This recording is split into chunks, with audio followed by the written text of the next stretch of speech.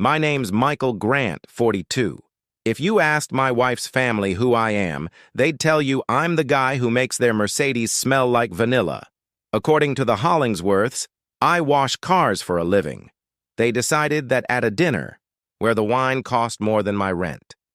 Vivian, my sister-in-law and full-time menace, tilted her glass and purred to her rich future in-laws. Poor Claudia married down. He works at a car wash. Polite laughter. My father-in-law Gerard murmured something about ambition. My wife, Claudia, stared at her salmon. I could have blown up or blown my cover. I did neither, because sometimes the best weapon is letting people underestimate you. What they didn't know, the car wash was a cover.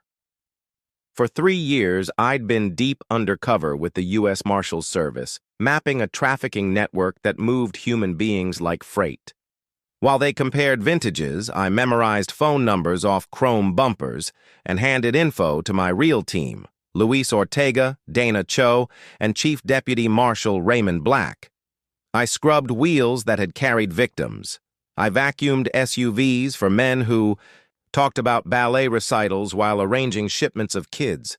And I smiled, because the car wash guy is invisible, and criminals talk freely around invisible people. The double life nearly cracked me. One afternoon, Claudia called from Vivian's house, sobbing. Her sister had spent lunch letting friends pity the poor girl who married the car washer. Claudia was ashamed, not of me, but of staying silent. That night, I called Chief Black on the secure line. "I need this to end soon," I said. "Grant," he told me, "the best revenge isn't revenge. It's proving them so wrong they can't look at themselves." Game day. 3 years. 2 months, 16 days later, my secure phone buzzed at 4:30 a.m. game time. All units go. At 6:15, Vincent Torino, punctual monster, rolled into Prestige Auto Spa for his usual full detail. I said, "Morning, Mr. Torino," while Luis and 15 agents flowed in behind him like a storm. "Vincent Torino, you're, under arrest for human trafficking, racketeering, and conspiracy to commit murder."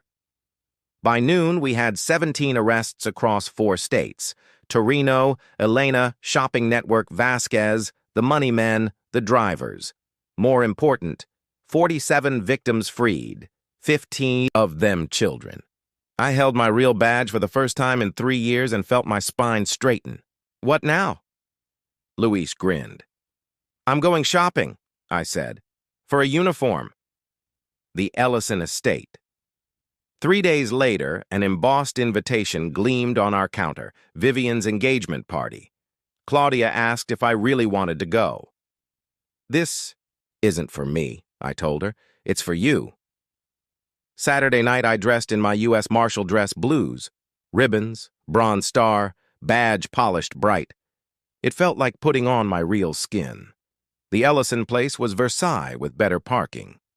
Inside, wealth hummed. I'd been in the room 5 minutes when Mrs. Ellison, the groom's mother, sighed to a circle of women. "Such a shame about Claudia, a car washer. At least Marcus is bringing class back into the bloodline." Vivian laughed. I stepped into their circle. "Evening, ladies. I couldn't help overhearing. I do know a bit about car washing." Faces turned. Vivian went pale. "You're right," I said evenly. "I've worked at a car wash for 3 years. It's a perfect cover for a federal undercover operation." I opened my credential case. Deputy U.S. Marshal Michael Grant, Special Operations Group. Silence. Even the quartet seemed to pause. "For the past 3 years," I said, letting my voice carry, "we've been dismantling a trafficking network. Last week, 17 arrests, 47 people rescued, 15 children." Vivian's mouth hung open. Mrs. Ellison stared like I'd spoken in Martian. Marcus arrived, confused, and shook my hand like it might explode. Gerard pushed through the crowd. For once, no condescension, just shock. He read my ID out loud, slower with every word. Deputy United States Marshal. Bronze Star, Medal of Valor. 3 years undercover, I confirmed. 3 years of listening to people talk about me like I wasn't in the room while I was helping put monsters in cages. I added, because it needed saying, some of those monsters look exactly like party guests. Nice suits, nice cars, terrible secrets, and they love to talk around people they think don't matter.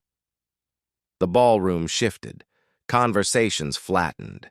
Mrs. Ellison whispered, "If I'd known, I'd never have—" "With respect," I said gently, "the problem isn't that you didn't know.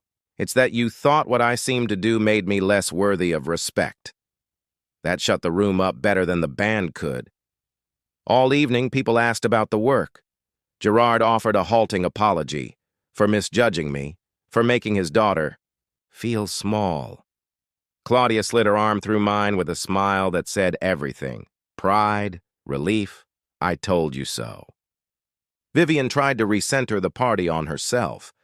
You can't redirect a hurricane with a paper fan. After we drove home in our beat-up Honda, hands linked.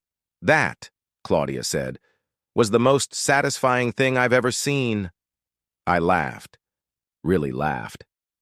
Funny thing, I thought I wanted revenge. Turns out I just wanted to be myself again. She squeezed my hand. "For the record, I never forgot who you were. You spent 3 years taking hits for a husband you thought worked at a car wash," I said. "That's courage." "What happens now?" she asked. "Now Deputy Marshal Michael Grant goes back to protecting people who can't protect themselves," I said. "Same work, no pretending, and my wife gets to be proud in public." "Anywhere I want," she said, smiling. I didn't need the Hollingsworths' approval. I had a job that mattered, a wife who'd believed in me when belief was costly, and the knowledge that the guy they laughed at had helped 47 people go home, the car washer and the federal agent. Both were me. The lesson I'm keeping: real strength is knowing who you are, whether anyone else understands it or not.